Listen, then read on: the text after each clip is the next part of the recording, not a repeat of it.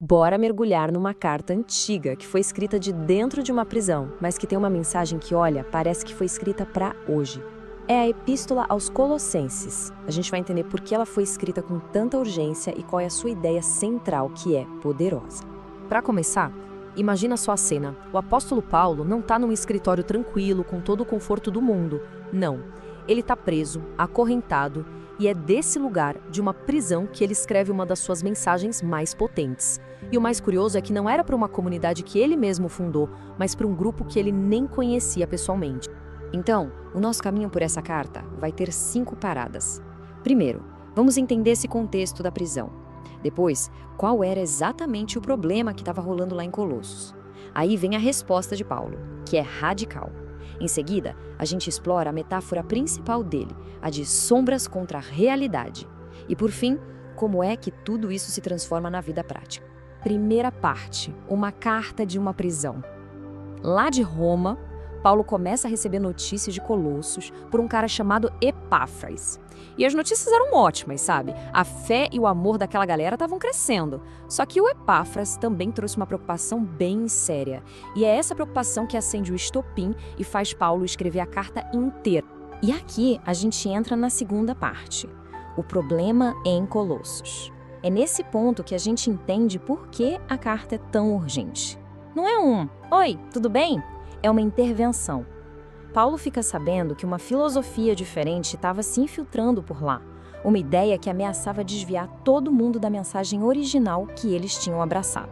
E olha, o Paulo não manda recado não. Ele é super direto, como a gente vê aqui no capítulo 2.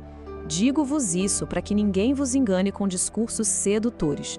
Ou seja, para ele, essa tal filosofia não era só uma opinião diferente. Era um engano. E um engano perigoso. Mas que filosofia era essa, afinal? Pelo que Paulo descreve, era uma mistura de várias coisas. Primeiro, ela se baseava em tradições de homens, não em algo divino. Falava sobre os rudimentos do mundo, que talvez fossem forças espirituais ou elementais.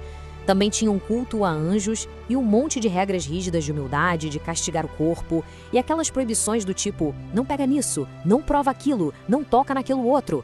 Era todo um sistema bem complexo que prometia uma espiritualidade mais elevada. E isso nos leva direto para a terceira parte, que é o coração da carta, a supremacia de Cristo. A resposta do Paulo para essa filosofia toda complicada não é criar uma nova lista de regras, nada disso. A resposta dele é uma pessoa.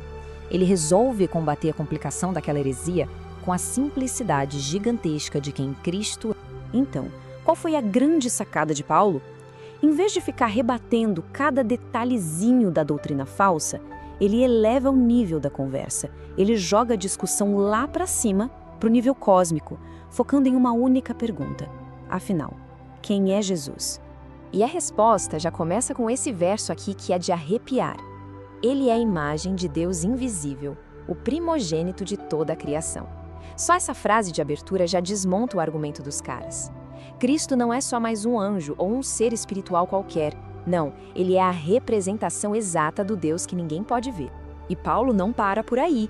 Ele vai construindo essa imagem gigantesca. Ele diz que Cristo é o criador de absolutamente tudo que existe, seja visível ou invisível. E isso, claro, inclui os próprios anjos que os colossenses estavam sendo ensinados a adorar. Paulo continua. Cristo existe antes de tudo. Ele sustenta o universo, é a cabeça da igreja, o primeiro a vencer a morte e o ponto-chave. É nele que mora toda a plenitude de Deus.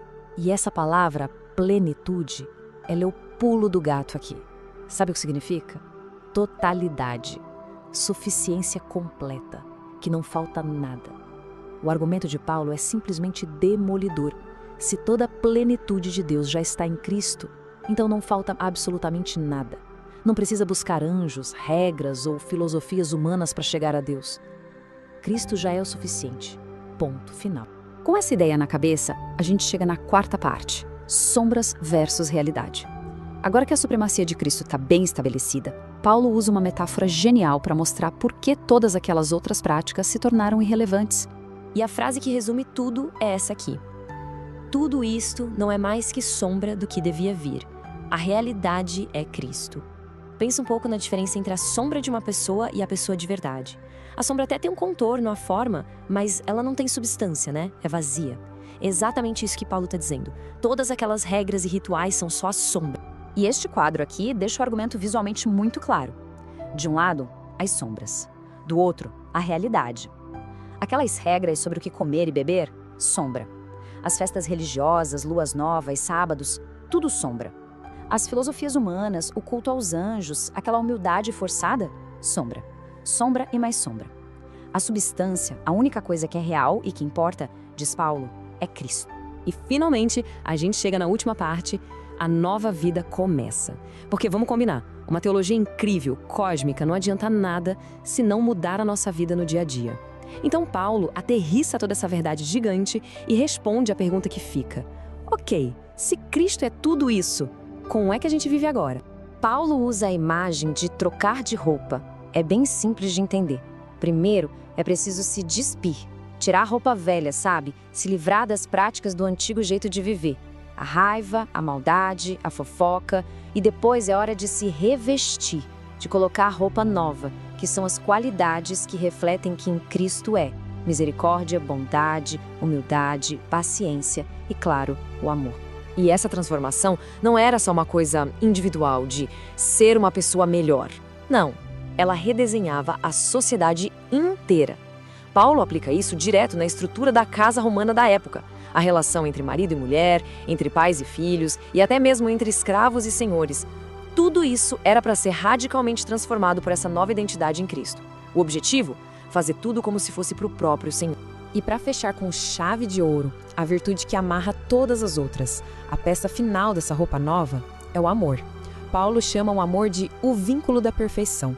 É como se o amor fosse a cola que faz todas as outras virtudes funcionarem juntas, em harmonia, criando uma comunidade que de fato reflete a realidade de Cristo.